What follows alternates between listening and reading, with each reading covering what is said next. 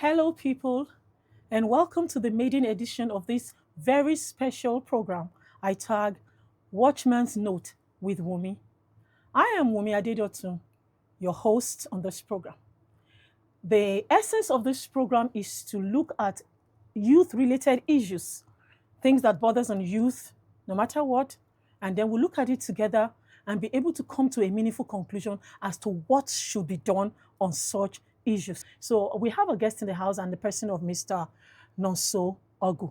You're welcome to the show. Thank you so much for It's having good to me. have you. Yes, I'm it's good to have you. excited And you're to the be one here. even starting the show. So first, You're thank you. first person to be Yeah. on the show, so you're welcome. And thank you for accepting our invite. Always welcome. And so today we're going to start this show by addressing a very interesting topic. I call it interesting because it is trending, it is youthful. Some people have taken decision on it. Some are taking decisions as we speak. And some are still planning. In fact, a lot of people are struggling to take decisions on this particular matter. You call it Japa. I call it self-sponsored slavery. Yes, you heard me. Self-sponsored slavery. And so today, we're going to be looking at the nitty-gritty, everything that's there to look at in this issue of Japa. And at the end of it, this particular topic, we'll put it in the lens of God and see exactly what God wants us to do with it. Now, before we dig our claws, or before I allow Mr. Nonso to dig his claws into the matter on ground, I want, by way of introduction, explain what I mean by self-sponsored slavery. Now, when you say something is self-sponsored, it means you were not forced to do it. You willingly submitted yourself to it. So I see it as a situation where an individual or group of individuals allow themselves or submit themselves to voluntary exploitation. And this exploitation takes various forms. Like we read in the news, we see and we hear from some of our people in diaspora or in this so-called self-sponsored slavery. Some of this exploitation is long hours, endless hours of work, from morning duty to afternoon duty, hardly having any time to rest. Another type of exploitation is being paid less than the pay grade. And then another form of exploitation is not having a right to your voice. You don't have a right to anything. And so that's, I call voluntary exploitation. You allow yourself to. And I will also not forget to say this, that actually the whole of this thing is birthed from the place of Africans allowing Westerners to disparage us. And we fall for it, unfortunately. They paint the picture, they have brainwashed us to believe that we are inferior to them. Our language, our food, our clothing, and we are falling for it. Whether you believe it or not, and well, I know it's true, and you know that average Nigerian or African wants to speak the white man's language. Even here in Nigeria, you hear people speak in it when they have not even boarded a plane to the UK. I would say that Africans are the most discontented human beings. We are not satisfied with who we are. And that is the beginning of all this issue of Japa. Yeah, Japa may be attached to so many other things like economic hardship, insecurity, but the truth is the foundation of it has been laid long before now. What do you generally think about the word Japa? Wow, thank you so much for that introduction. I personally don't even like the word Japa. It has the slave tune to it. So in a way, you are right. Immigration basically is you leaving your environment, leaving your family and going somewhere else in pursuit of something different. For some, it's financial. In fact, for most people, it's the financial side of it. Yeah. And then a lot of them, one reason or the other. But then, like she said, when she was talking about the history or the introduction of it, it's like a mental thing. It's called mental colonization, where somebody has imprinted an idea in your head and you think it's yours. I mean, that was yesterday. I was talking to somebody at the gym and she was on the phone and she was like, "Oh, I'm tired of this country. Once I see small money, I want to japa." You know how people just talk around. Everybody wants to japa. Yeah, and I purposely asked this question. I said, "What country do you want to go to?" She said, "US, UK, or Canada." And it's basically the country everybody wants to go to. Yeah. But then when you check, like when you actually study these countries, you don't want to be there compared to other countries. There are really nice countries you can be in at affordable, and you don't need to spend 70, 80 million going to. So I said, okay, so why do you want to go to these countries? I said, is it because those are the countries everybody's going to? She said, yes. In fact, most of the things I kept on asking her just led to her knowing that the decision wasn't herself. So the mental colonization is basically people coming to imprint an idea on your head.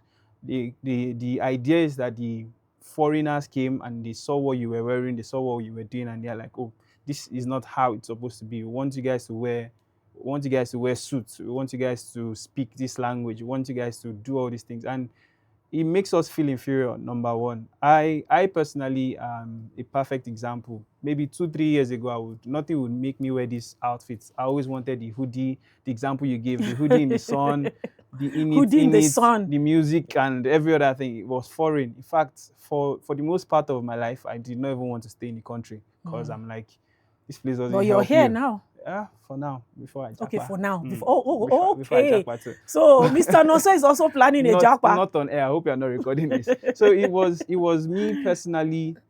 I think what changed for me was I was trying the school route, and one day I just came to my senses, and I'm like, why are we spending so much money to go to a place, and we are talking about cultural globalization, unity, and it just did not make any sense again. And I decided, you know what, I'm going to go there on my terms. So the idea of self-sponsored slavery is not applicable to everyone. It's for Okay. people who you don't have enough. And yes, there's nothing wrong in looking for a better life or whatnot, but you do things that put you in a position where you are living with regret later. You're in a country. There was this story of a man who left the country, and it was in the US for 27 years, couldn't come back home to his family, couldn't do anything in the hopes of getting a paper. And I was speaking with one of my friends recently, and he was like, he has his papers and everything, but things weren't working out for him. And in his own words, he was like, if things are getting too hard, I'm coming back.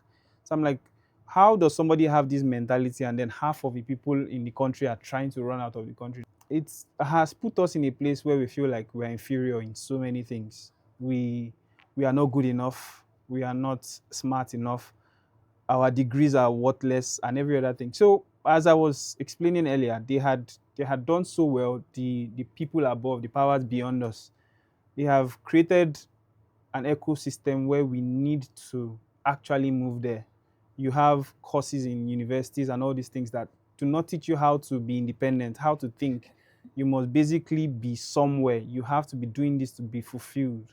So when you look around and you see somebody who studied computer engineering for how many years, for donkey years, 5 6 years, and he's done, and he finds out that the country is not serving him, the next option is not how to make it for himself, but then how do I leave this environment? And like I said, people spend a whole lot trying to leave the country, and you get there and you are stuck. For a lot of them, we can do the mental math and say, okay, there's a plane leaving Nigeria every day, and there are like maybe say 200 people in the plane. How many of them actually become successful? We have a lot of them that are doing fine, and that's beautiful. Happy to see you are doing fine. But then the people who don't get to tell you their stories of how they are living in the streets, how they are basically begging, the side of prostitution and so many other things in the name of I would make it here. We used to hear something called the American dream back then, have a Oh yeah. house and every other thing. But what is it now?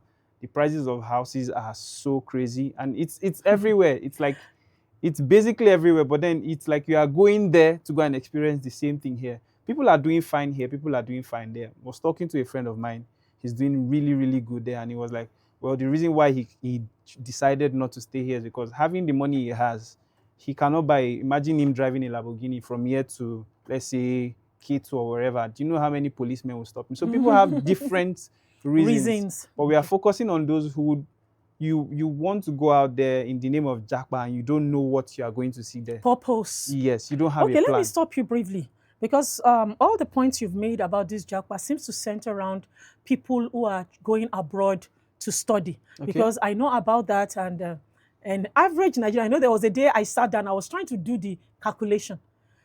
Let's say one Nigerian that is going to the UK, because I know a lot about that, like I said before. For 1 year course, the application, the costs, and everything that goes into it, the bad. Let me say it the way you used to say it. The good, the good. 70 million. Wow. Yeah. Wow. So multiply that 70 million naira with the number of youth Every year. Every year that leaves this country, my brother. It's worrisome. And then, like you said, this brainwashing for us to feel inferior goes beyond what we are even saying, because they are brainwashed us also to believe that we are poor. Yeah, if you see all the pictures they paint about Africa on The the internet, news. yeah, let Oh, me bring okay. where I'm coming back to that. It's Okay. somewhere here. Let's not rush into it, Okay. because they want us ourselves. And the truth is, whatever you believe about yourself is what others are going to believe About about you. you. Now, is it everybody that is leaving the country that is going on the idea of going to go to school to do their masters, or there are other platforms for which people leave the country on Japa? Uh, so I think the idea of school is the fastest way or the best way to get your visa. Okay. So naturally, most people would not even want to pay 70, 80 million for the school thingy. They would rather go through work or any other means. But for you to get your papers complete and no drama, you also get the working visa and every other thing. So it's easy to go through school. But people go for many other reasons. You see people going through tourism. Oh, they have a friend is getting married, or they have this program thingy going on somewhere. Just attend the program. Once you come, you attend, whether you want to or not, you'll be there at the program. From there, you find your own way to do whatever you want to do. So it's like the idea is just to leave the country. And However, however, and education is, I think education is what. is the easiest right Yes, now, yes, because there basically. was a time I read about some agents, I think in an Asian country. I don't want to mention any Okay. country now, and then they will lie to desperate people Okay. that they can help them work their papers. In fact, they will tell them, I know of a particular guy. In fact, so many of them. That particular country was notorious for that at that time, until they stopped giving Nigerian visas.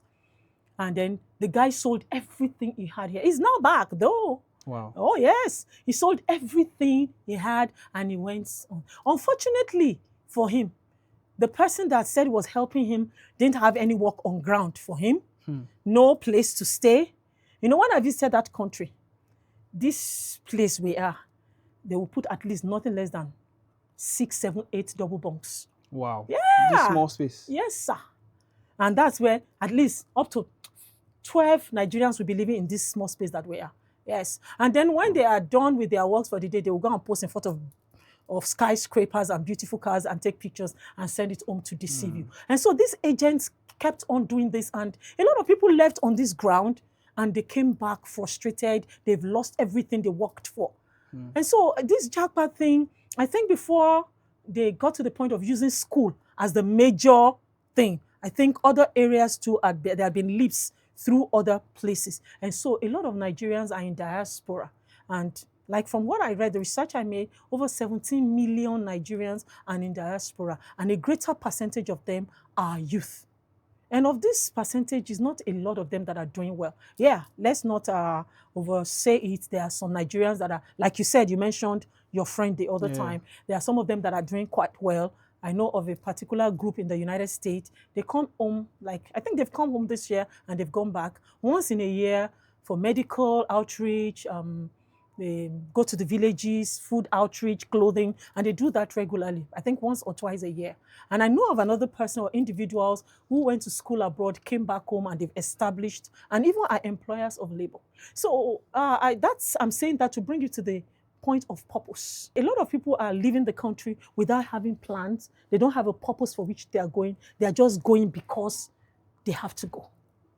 Is that what is happening? Uh, the thing about traveling for most people is, number one, is the money. Okay. And the thing about the money is, one thing I figured about the money is, and we are talking about people who are struggling over there. The money they make over there is really nothing compared to the society and what they are doing there. So it's the real issue we have is the conversion rate. You earn something like $1,500 a month.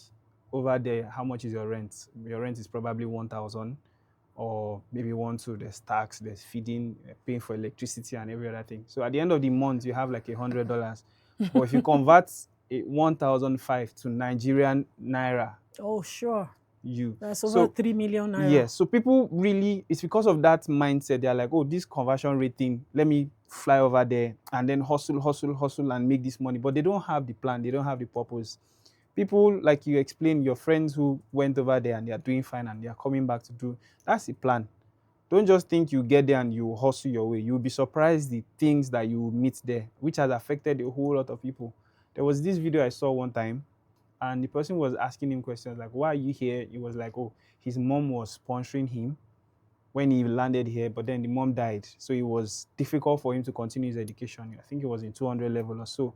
So what are you doing at the moment? I'm in the streets. I'm begging. I'm doing all this." Because he did not have a clear plan, because he had no idea what he wanted to do. It became difficult for him. And many of them, they don't have the knowledge of what it is to be there. You are leaving a land to go somewhere different where people have a structure and you don't even know how to adhere to that structure. Of course, you are going to struggle. So many of them don't have this understanding, and that's why like a lot of them do struggle. And like life is going to be life. Things happen. You could go there like the other guy. You could go there with your family, planning, supporting, and everything. What happens if somebody dies? How do you take care of yourself? What do you do? Then you start running from hand to mouth over there. And the thing is, they never really want to come back. Oh, sure. That we're going to get to that. Okay. So, from what you said now, so what you're saying in essence is that it's not actually bad to leave the country. No, at all. So, but not having a backup plan or not having a purpose or a set plan is what is making a lot of people live the way they are living there. Because you made a very vital point, and like I was having this conversation with my daughter sometimes ago, and what we also discovered is that most of the people are looking at the exchange rate. So if our naira is strong, probably we won't have this so many people leaving the country, because they live without having an understanding that you are going to be spending that money in that same economy. Exactly. Like I have people that you live in the US and they will tell you they pay this bill, you pay that bill, you pay this bill, and the house rent is the water you live running here. Yes, now you live when NEPA restores electricity, you see everywhere. And I ask, don't people put up their electricity? But you dare not do that in all those countries. You pay from your nose. I spoke to a friend of mine who was in the UK some times ago, and she said herself and her husband, they had to do some things. They've lived there for 27 years. Wow. Yeah, they got married and lived there. They had all their children there. They have their own house. But they are still not living as big men. No, they are not. They are not living as big men. They are still living. They are still struggling because the bills are a lot. In fact, sometimes they'll tell you they go to work because they have to go to work. Now, let's now consider people who went on student visa. Your student visa has expired. Some of them, I'm going to ask you a question now. Because from what I hear, a lot of them don't even get job on those student visas. So how are they able? It's a lot. It's a lot. Sometimes I process it. I'm not even able to process it. Because the money you went there to make, okay, for example, you are a parent. You sponsor your child because that's what is happening. 70 million and it goes there. Of course, you have expectation. You can't just spend your 70 million and so he must make money. He has to it's make an investment. money. God bless you. So for a lot of parents that send their children to the UK, US, Canada, it's an investment. Then they expect returns on investment. And then I don't see it. Because a lot of them, from the news we read, from people we know there, a lot of them are not getting jobs. So why do people still keep going? I think one of the reasons is the country we live in ourselves. Okay. Like I was giving the example of the friend with the car and the flashy life. He loves to live that kind of life. It's difficult for him to express himself here. Imagine somebody working. There was a time I applied for a job online and they were going to test my internet speed. I had to find a 5G router or 4G router at that time because it was terrible. And in that process, NEPA still took the light. So you can imagine. Sorry to hear that. Oh, thank you very much. So you can imagine the stress, the frustration. So people want an environment that actually works. They want a system that works, where if you work hard, you are a freelancer, you are whatever, nobody's harassing you and asking you, nobody's tagging you as something. So everybody who sees a young, successful guy with a laptop assumes he's into fraud. So people don't want to be in that situation. And we've heard terrible things too, some of them getting killed and so many other things. So they want to be where you can be free. In the US and other countries, in fact, every other country in the world, you can walk around 2 a.m. You can go and see your friend. Here, 7:30, they're telling you walk with somebody and nobody wants to live that life. So they're like, okay, whatever it takes, let me just be comfortable. Okay, as much as I agree with that, security is one of the insecurity is the reason some people are leaving. Actually, I know people who are well to do here, but some of them are just leaving some families because they feel insecure. But then let's now go to what is happening there. Okay. Is it really worth all the time, the money, the effort? Because from the report that we read and what I've seen, a lot of people don't even have jobs that commensurates with the master's degree program that they went there to study. A lot of them they do caregiver job. And that is where the word slavery came into my topic. Because at the end of the day, it's like you paid your way, paid to get visa, paid to get into the school, paid through the school, and after you have completed all the payment and completed the degree, you now enter streets to become a caregiver, caring for them, bathing them, feeding them. In fact, sometimes after you're done with the master's program, you're required to do a certificate program to be able to be a caregiver. And they pay you stipends. And then you do 4, 5, 6 jobs. Isn't that slavery? Because that is where I was able to bring out the word slavery from the whole of this picture. And because nobody took them, in those days we had slavery that they force you to the ship, they chain your hands and your legs, and they go through underground. You know, when I visited the slave trade point at Badagry, I see where they had to take them through. But now nobody is doing that to you. You are flying, you are paying for the flight ticket to your own slavery. Because as far as I'm concerned, of the 17 million Nigerians in diaspora, I'm sure close to 5 million are in this particular situation we're talking about. But they are not going to come and tell you that is what they're experiencing. But the truth be told, a lot of them are living from hand to mouth. So my concern now is it really worth all the stress? Is it really worth all the pain? Is it really worth putting all the money and then you finish your master's program and then you're a caregiver? What do you have to say to that? I think I have to bring God into this. For most people, they personally are tired. I have a friend, she's really, really hardworking. She's a baker, she works so hard. And sometimes I see them and I'm like, if I have half of the zeal these people have, I would probably be a billionaire by now or something. But then she always has this, Nigeria is not working for me, Nigeria is not working for me mindset. That's also a mindset. Yeah. So I try to tell her, okay, why don't you, if you are doing this thing, it's because you are only seeing lack, you are not seeing abundance. People are doing fine here too. Obviously, if you want to travel, there's nothing stopping you, but don't go from a place of trouble. Don't go from a place of, I need to leave. Go from a place of, I'm going there to make it. In fact, your mindset determines how your life goes. From the way you view the world is how the world will give you back. So if you go there with any hustle is hustle, you find yourself doing the caregiving job. And that's funny enough, that's a job that even if you gave people 200, 300,000 in Nigeria here, they would not do it. Yeah, but that's the job that is available. That's the problem. It's not as if that is what they want to do, but that is all that is available. Because these Westerners are wise. They reserve the white collar and all the best of the jobs for their own children. And so because you people, you're under them, unfortunately. I see that a lot. I'm sorry to pause you. Fine. It's fine. In Nigeria here, a white man is here and is a Nigerian that will drive him. Even in our own country, we are enslaved to them. That is where my own pain is from. And that is why I need the youth to wake up. I need the youth to wake up. We need to free ourselves because we're just passing this slavery from generation to generation. Right now, our own children are already seeing them as superior. For example, if you give birth to children abroad, for any reason, for 15 years, they didn't come home, you now decide to bring them home. The children that are here in Nigeria will be looking at them like, hi. They'll be looking at them like they are at the top. They are better than them. It is the picture. It is a mentality. It's a crazy mentality. It's a mentality that is pulling us down by the day. And except the youth, yes, you heard me, except the youth rise up to do something about it. Everybody cannot run away. Because I see this as running away and running away to slavery. So they have power over us there in their own countries, and right here they have power over us. You're fishing us out. Yeah. So I don't understand. I want somebody to help me. Yeah, if you're listening, go to the comment section and help me because I want to understand why everybody must japa. Yeah, there are some people who have purpose and plan, like our guests have said. But a lot of people are just going there to the things you cannot do. Yeah, your father's house, you have house help. If they ask you to wash plates, you cannot wash plates. You now go to another man's country and be washing plates in the restaurant. You'll be mopping floor in the restaurant. You become a slave, they will talk to you anyhow. You know, I heard the story of a young man in the UK who went to do a caregiver's job. He didn't know that it was going to be morning and night. And he lives like 3 hours away from where the job was. So when he got there in the morning, they said he has to bathe the man, brush him, clean him up, nappy him, and then put him to sleep. It was after he did that, he discovered that he has to wait till 6 p.m. to repeat the same routine. Wow.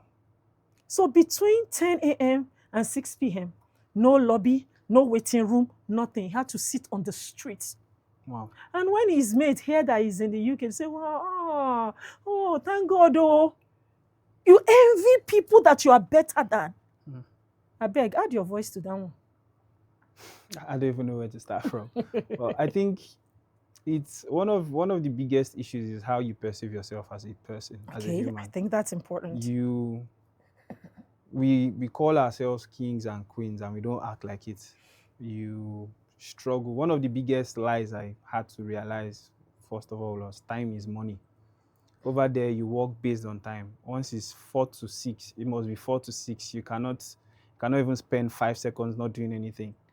And it all just still boils down to purpose. If you don't know what exactly you're going there to do. Because I know people who, in fact, thank God we keep on saying friends.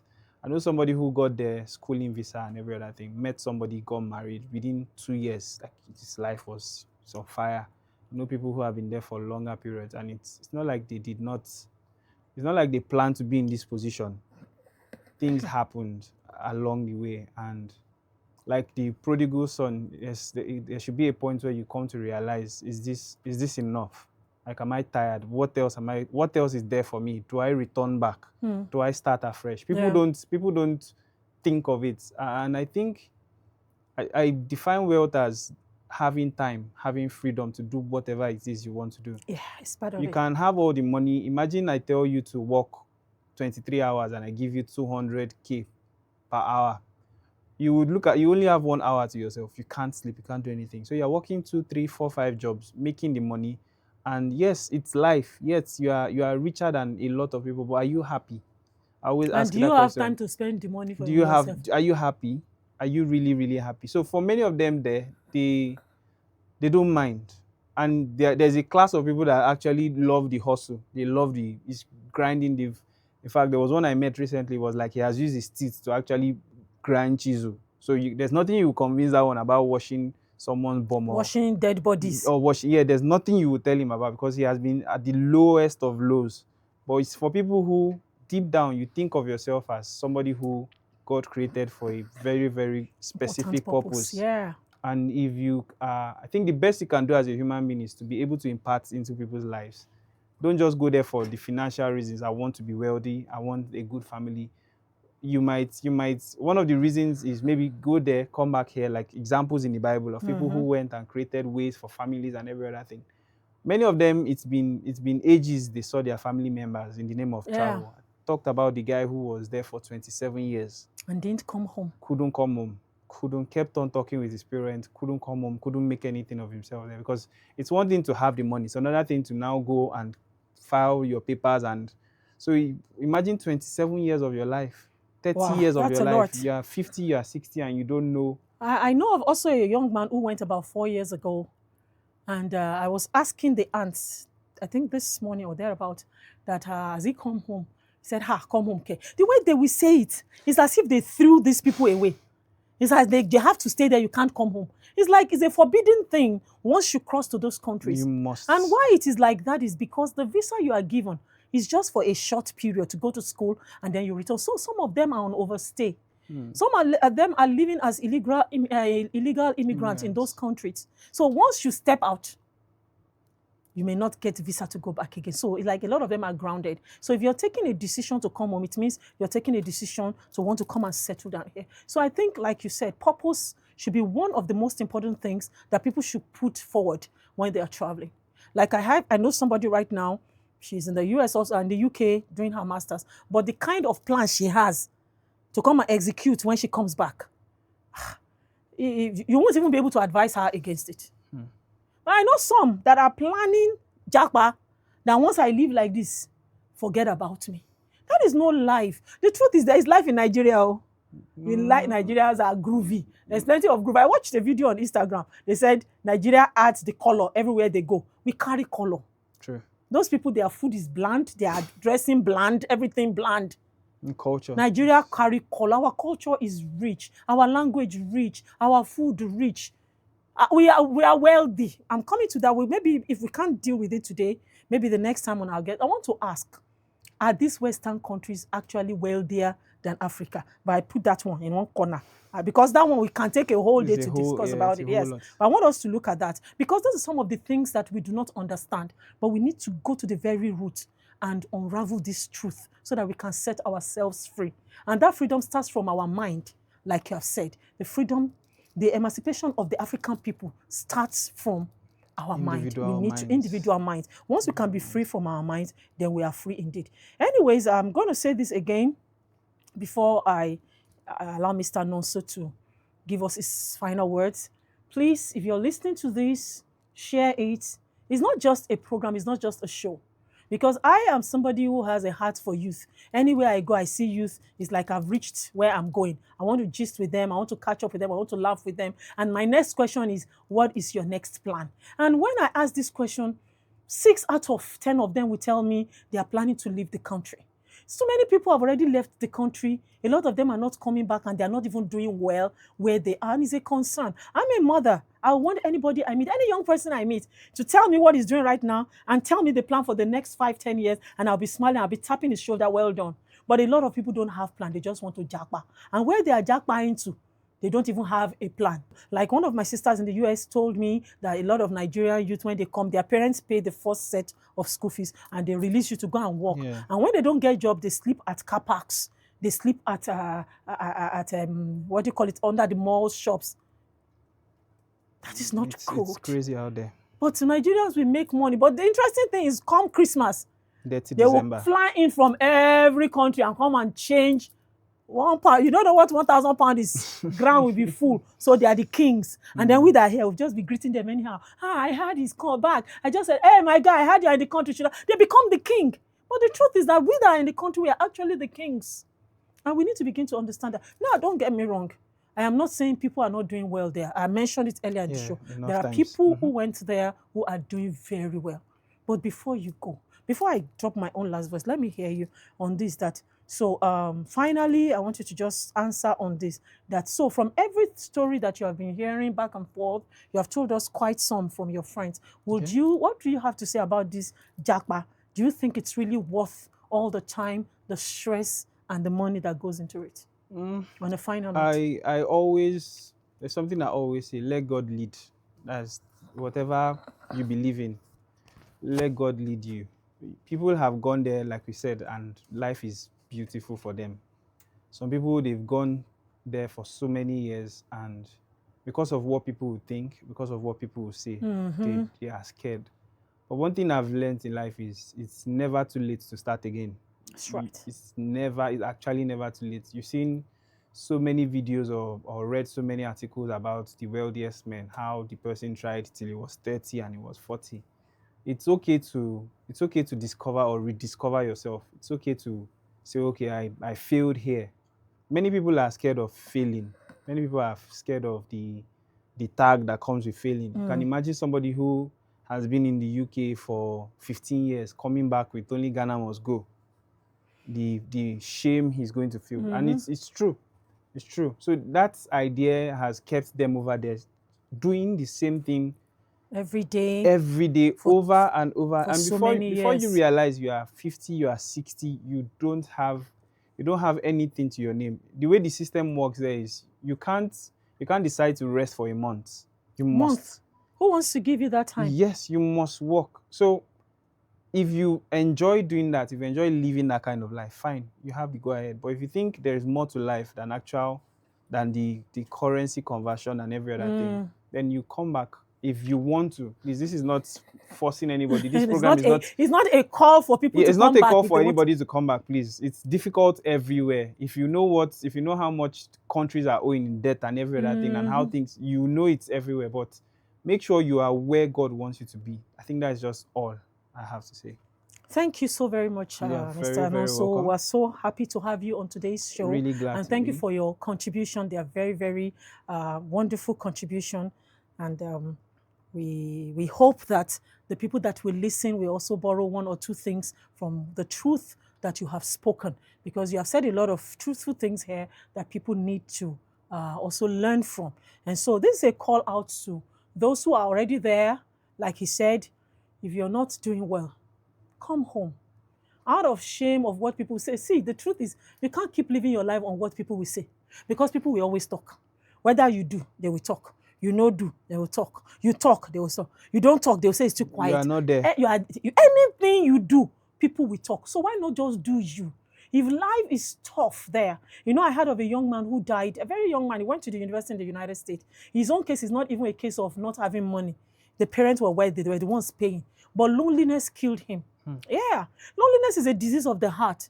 He was lonely. They took him to the hospital, admitted him, and the young man said that there was nothing wrong with him, that he just needed to see somebody from home. And the parents were actually planning, though he couldn't come because of his visa. They were planning for somebody to go, but it's not easy to get all these visas before they got somebody to be able to go. The man died. The young man died.